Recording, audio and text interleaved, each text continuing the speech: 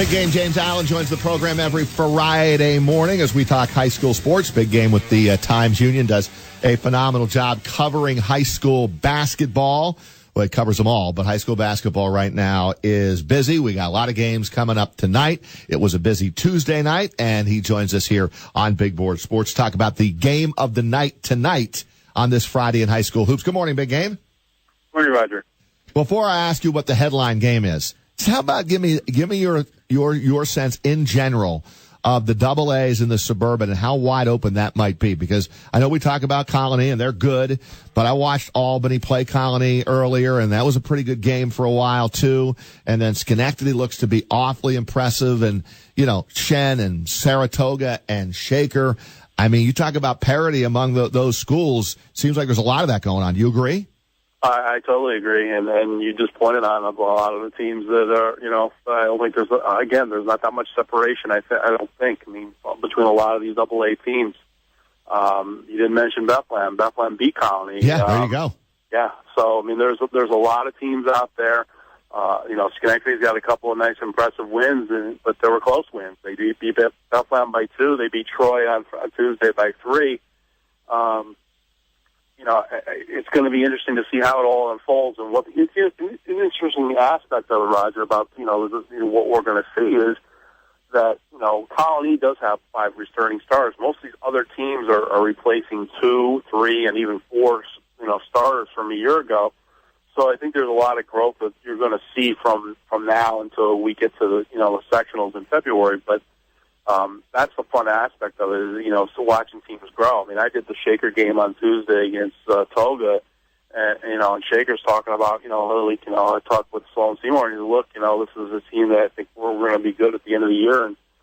And Jamie Haver said, look, we're not anywhere close to where we think we're going to be, but, it's fun to kind of see it all unfold with this team, kind of growing. And I think that's one of the things that I think is going to make this season very interesting. Not only in Double A, but I think in Class A too. I think you're going to see some teams that right now maybe you're not really sure how good they're going to be, but eventually they could be very good.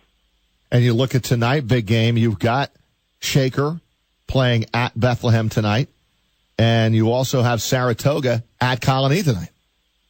Yeah, those are on both sides, Roger. I think those on both the boys and girls side, I think, are very interesting games. You've got a Toga team that pushed Shaker pretty hard Tuesday. Bethlehem coming off a big win. For Shaker undefeated. Bethlehem with the 1 loss. They lost by 2 to Schenectady on the boys' side, and then you got Colony coming off a loss, looking to rebound, and same thing for Saratoga on the boys' side. And then on the girls' side, you have Saratoga girls lost Shaker on Tuesday, but they're having a good year. They've got a very young team with Terry Flaherty as a sophomore and Dolly Carnes as a freshman, coming back and already got a couple of years of experience on the varsity level each. And then you look at, Shaker and Bethlehem on the girls' side, a pretty good matchup as well. So I think those are 2 games on both the boys and girls' side to keep an eye on tonight. James, what's been the best atmosphere for to watch a game, boys high school basketball game in the area this year? Well, I always like going to Troy. I think that's kind of that bowl kind of atmosphere. I think is always kind of cool. I've been to a few games, Zach, this year that haven't been that many people there, which I was kind of surprised. I think it's early in the season, but there's some really good places. One of the places I think is underrated, and it's not because it's a huge venue, and it's not because it's particularly there isn't a lot of history that I think a lot of people maybe understand, but I think one of the most difficult places to play in the area is Ichabod Crane. Anybody that's ever played there knows that that atmosphere is really difficult. The fans are right on top of you. I've watched people not be able to communicate in a very, right next to each other, almost not be able to hear each other. When that crowd gets going, it's a very loud venue, and it's kind of a unique atmosphere there. That's a tough place for an opponent to come in and play. and they've already got a big win on their resume this year. They beat the defending Class B champions in Hudson earlier this season. We're talking with Big Game James Allen. The other thing I wanted to ask you, Big Game, about high school football and what happened this week up in Queensbury. Well, John Arian decided that, hey, look, I've done, what else can he do at Queensbury? He's done everything.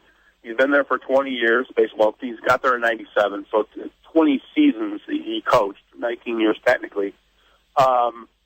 He's won 4 Section 2 titles. The first 2 years he was there, he got to the state final in Class A. They won the title in 13. They got to the final again in state final in 14.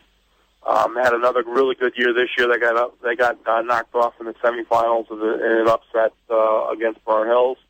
Seeding upset. Burn Hills is the 2 seed from the Southeast, and they were the Northwest Division champions, and they lost. But I think he looked at a situation and look what I did at Queensbury. He took it from a program that had no history, no sectional titles, no real measurable success over any length of time in football, and made it one of the best programs in the section. And now he takes over a Granville program that's has never won a Section 2 title, has an extensive history. They've been around for a long, long time. They had some great teams, long before the sectional playoffs ever started in 1978. They had some really good teams, back a long, long time ago, and they're a program that's desperate to have success. They had a tumultuous last couple of years on the field and away from the field. They got rid of their coach 3 games into the season last year, or this past season, and John,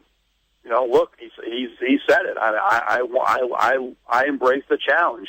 And he's going to have a challenge. I think Granville has not been very good in football. They had a 7-2 season a couple of years ago. They had a 6-3 year in 11. They were 7-2 in 09. But they've had a lot of losing seasons lately. They were 1-8 this past year. They haven't been a viable playoff team. They haven't had any measurable success since the playoff era began in 1978. And they're looking for somebody to mold them, and he's the kind of guy that believes in weight training. He believes in his double wing offense, and I think he's going to bring a fresh perspective for them, and it'll be interesting to see how long it takes for them to have success. But I think if he's there for any length of time, they're going to have success eventually. James, we got about 30 seconds left. If you had $1,000 that you stumbled upon, say playing online poker, and you had to make a bet, who do you bet in a 3-point shootout? Kevin Herter versus Joe Girard III. Wow!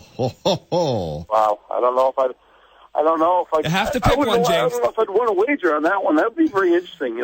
Obviously Kevin's got the experience factor in that one, Zach, but Joseph can shoot, and Joseph spends a lot of time on his craft. And, it's going to be kind of scary to think what his numbers are going to be eventually when it's all said and done, with basically 3 years to canvas, to add to a resume that's already got 1,200 points. Who you betting on, James? That'd be a fun one to watch. I think people I would gladly pay to see that competition. He's still not going to tell you the answer to that. Actually did it, but, I think Kevin would have the advantage now, probably. But I guess it'd be fun to see. I wouldn't tell Joseph short. I watched what he did in 9 seconds last year against Scotia. Scored 9 points in 9 seconds. James, you didn't need to bring that up. You didn't need to bring that last part up about sorry. Scotia. So it wasn't meant to open any open wounds there. But James, you still haven't answered. Who are you picking?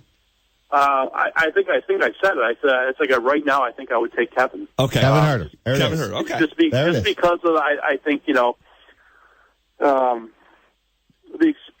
just think he would the strength that he has, and I don't know what format. I mean, if we're doing it like an NBA style off the rack, I would give Kevin the slight edge. Copy that. Big Game, always a pleasure, my man. Have a little bit of fun. Thanks, James. You have a great night, great weekend. We'll talk to you this time next week. You got it. Take care.